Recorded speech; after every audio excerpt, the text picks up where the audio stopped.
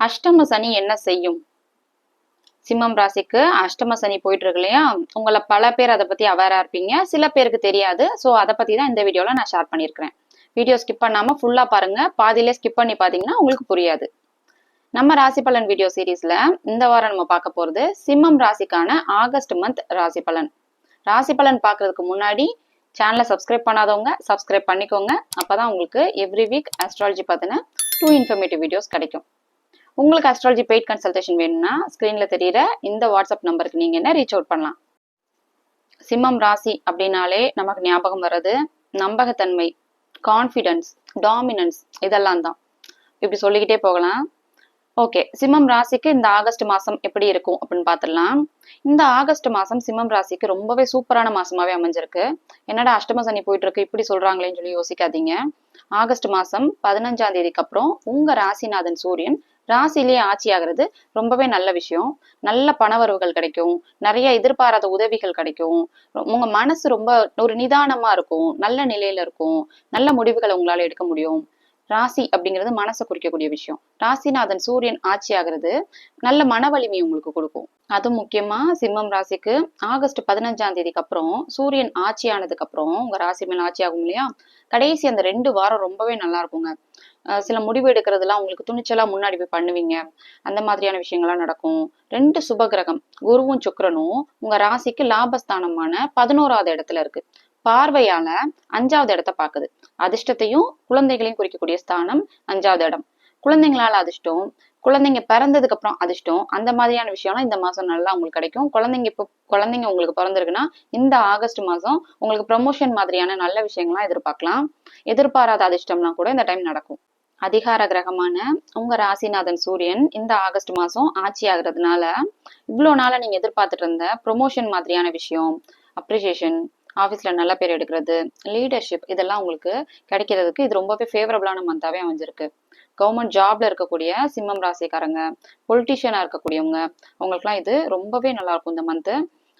இன்னொரு அதிகார கிரகமான உங்களுடைய ராஜயோகாதிபதி செவ்வாய் 2ஆவது இடத்துல, ராசிக்கு 2ஆவது இடத்துல தனம், வாக்கு, குடும்பம் இதெல்லாம் குறிக்கக்கூடிய ஸ்தானம் 2ஆவது இடத்துல இருக்கிறதுனால செவ்வாயும் ஒரு அதிகார கிரகம் இல்லையா?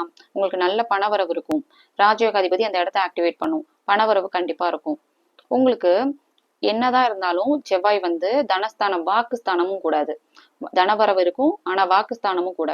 சனியுடைய பார்வை வாங்கியிருக்கிறதுனால சில வாய் தகராறுகள் இருக்கும். வார்த்தைகளை ரொம்ப கவனமா பார்த்து பேசணும்.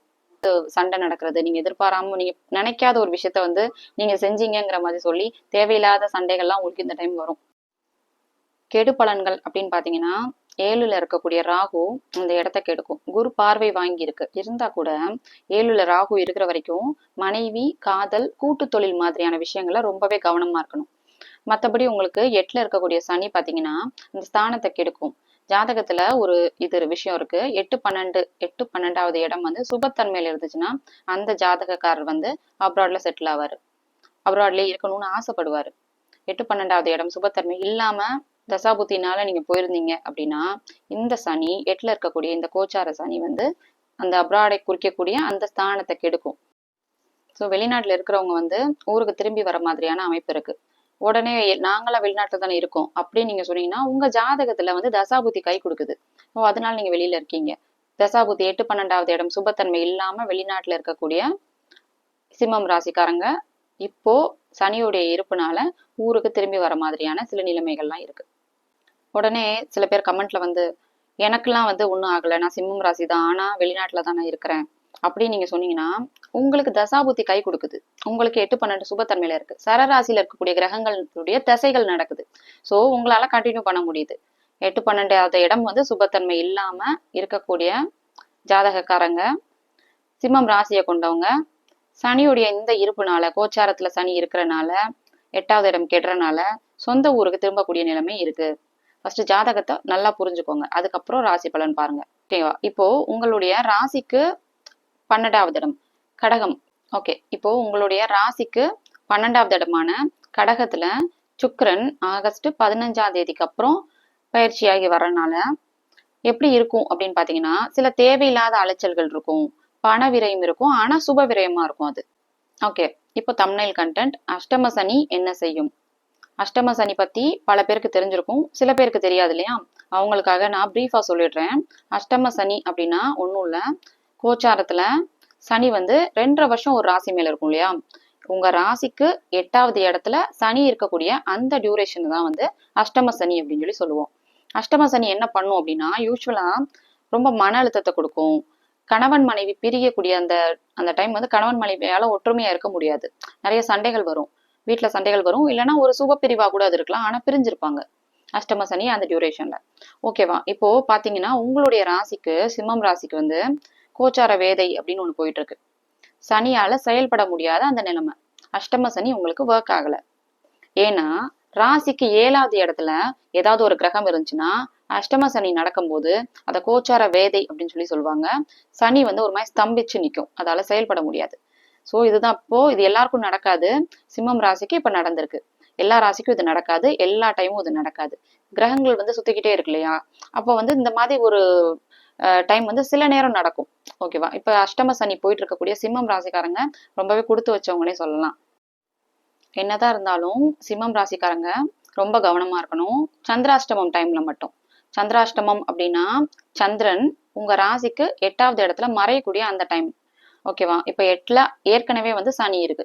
மாசம் மாசம் நடக்கக்கூடிய அந்த சந்திராஷ்டமம் இந்த வருஷம் உங்க ராசிக்கு சந்திரன் சனியோட சேரும். சனி 2.5 வருஷம் ஒரு ஒரு கட்டத்துல இருக்கும் இல்லையா? சோ சந்திராஷ்டமம் டைம்ல மட்டும் ரொம்ப கவனமா இருக்கணும். சில தேவையில்லாத முடிவுகள் எடுக்காதீங்க. ரொம்ப யோசிச்சு எதுவா இருந்தாலும் கேர்ஃபுல்லா பார்த்து பண்ணுங்க. இப்போ என்னுடைய கன்சல்டேஷனுக்கு வர கிளைண்ட்ஸ் எல்லாருமே சொல்ற விஷயம் ராசி பலன் நல்லா இருக்கு அப்படிங்கிறது தான். ராசி பலன் மட்டுமே பார்த்துட்டு வராதீங்க. சொந்த ஜாதகம் அப்படின்னு ஒண்ணு இருக்கு. உங்களுக்கு என்ன தசாபுத்தி நடக்குது அப்படின்னு தெரிஞ்சுக்கோங்க. உங்களுக்கு யோக தசை நடக்குதா, அவயோக தசை நடக்குதா, எதனால கஷ்டப்படுறீங்க? ராசி பலன்ல நல்லா சொன்னா கூட சில கஷ்டங்கள் இருக்கு அப்படின்னு நீங்க சொல்றீங்க இல்லையா? எதனால அப்படிங்கிறத உங்களுடைய சொந்த ஜாதகத்தை பார்த்தா மட்டும்தான் நீங்க தெரிஞ்சுக்க முடியும். மற்றபடி ஆகஸ்ட் மாதம் சிம்மம் ராசிக்கு ரொம்பவே நல்ல மாசமாவே அமைஞ்சிருக்கு. அஷ்டம சனி இருந்தா கூட உங்களுக்கு பெரிய தாக்கம் எதுவும் இருக்காது கோச்சார வேதையினால. 7ல ராகு இருக்கிறதுனால சில சொத்து தகராறு மாதிரியான விஷயங்கள் இருக்கும். மனைவி வழியில மன கஷ்டங்கள் இருக்கும். சில பேருக்கு வந்து பாத்தீங்கன்னா அது சுப பிரிவா கூட இருக்கலாம். என்னதான் இருந்தாலும் ராகு குருவுடைய பார்வை வாங்கியிருக்கிறதுனால இந்த விஷயங்கள்லாம் நடந்து அதுக்கப்புறம் குருவுடைய பார்வையால அது செட்டில் ஆகும், கட்டுக்குள்ள இருக்கும். இந்த மாதிரி இருக்கும். கேது வந்து உங்களுடைய ராசி மேல இருக்கிறதுனால ஆன்மீக சிந்தனைகளை கொடுக்கும். ஆன்மீக ஸ்தலங்களுக்கு போகிற மாதிரியான சூழ்நிலைகள்லாம் இப்ப ஏற்படும். குருவுடைய பார்வை 5வது இடத்துல படுது. குழந்தை அதிர்ஷ்டத்தை குறிக்கக்கூடிய ஸ்தானம். சுக்கிரனும் சேர்ந்து பாக்குது. ஆனா சுக்கிரன் 15ஆம் தேதிக்கு அப்புறம் கடகம் ராசிக்கு பயிற்சியாகி போயிடும். இருந்தா கூட குருவுடைய பார்வை உங்களுடைய குழந்தைகள் விஷயத்துல நிறைய நன்மைகளே உங்களுக்கு கொடுக்கும். அஷ்டம சனி அப்படிங்கிறது தான் உங்களுக்கு செயல்படல கோச்சார வேதையினால. ஆனா சனியுடைய பார்வை உங்க ராசிக்கு 2வது இடமான தனம் வாக்கு குடும்பஸ்தானத்துல விழுகிறதுனால இந்த மாசம் செவ்வாயும் சேர்ந்திருக்கு. ரொம்ப வாக்கு விஷயங்கள கவனமா இருக்கணும். வார்த்தைகள் தேவையில்லாதது விடக்கூடாது. நான் ஏற்கனவே சொன்ன மாதிரி சனியுடைய பார்வை வந்து 9வது இடத்தையும் பாக்குறதுனால வயசான அப்பாவை கொண்டவங்கலாம் வந்து ரொம்ப கவனமா இருக்கணும். அப்பா வழி சொந்தங்கள்னால சில மன வருத்தங்கள் இருக்கும். அப்பாவுக்கு உடல்நல குறைவு இதெல்லாம் ஏற்படும். உங்களுடைய சொந்த ஜாதகத்துக்கு அஸ்ட்ராலஜி பெய்ட் கன்சல்டேஷன் வேணும்னா ஸ்கிரீன்ல தெரியுற இந்த வாட்ஸ்அப் நம்பருக்கு நீங்க ரீச் அவுட் பண்ணலாம். மற்ற ராசிக்கான ராசி பலன் வீடியோ லிங்க் ஃபர்ஸ்ட் கமெண்ட்ல பின்டா இருக்கு. You can check them out.